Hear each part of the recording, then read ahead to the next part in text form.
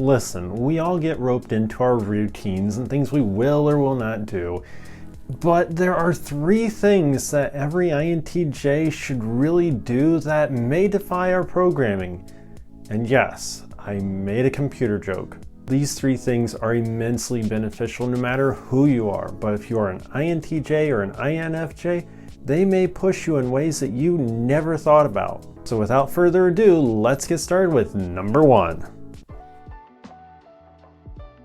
Exercising has many health benefits, including fighting depression, helping improve your cardiovascular system, as well as sweating out those toxins that are stuck in your body that you really need to get out. Exercising is an absolute must, especially if you are someone that sits around and writes YouTube scripts or plays video games for long periods of time. Gee, I wonder who that could be referring to.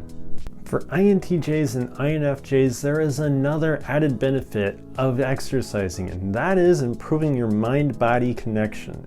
It sounds weird, right? But if you make the conscious effort to push your body to do push-ups, who's writing these stupid puns? Then you are naturally gonna start paying more attention, to your body at least. We can't fix paying attention to other things, like someone telling you for the 50th time to stop running over your foot with the lawnmower, which just happens to be a shameless plug to a very old comedy sketch here on the channel, which you can go check out if you want to after this one. I have personally been exercising for years, and it really makes a difference from my confidence, to my health, to my overall physical aesthetic, which that last one I haven't ever really paid a ton of attention to until I got bigger biceps. If you're absolutely lost on where to start, consider checking out a personal trainer like my buddy Shawn. Or if you're more the do-it-yourself type, you can check out the Thenx channel and Chris Harria. Both of them are on YouTube, and both of them I'll put links to in the description of the video. While you're there, tell them INTJoseph sent you. Second thing, and probably the most talked about for INTJs, is to stop thinking and start doing. For INTJs, we tend to plan out every little detail, and that can sometimes be crippling.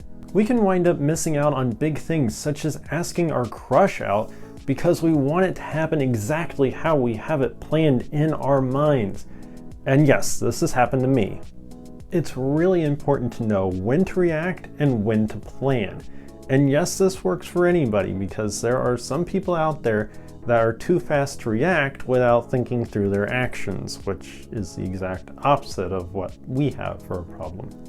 We INTJs are famous for not caring what people think about us, so we need to stop thinking and start doing. This really hit home for me when I was working in retail, because the work had to get done even if the instructions were garbage. So the brain had to get shut off a bit and the body just had to get into motion. Yes, it will be uncomfortable the first several times you do it, and even after that your brain will still kind of scream at you because it'll want to stop and think things through, but it does get a bit easier as you do it.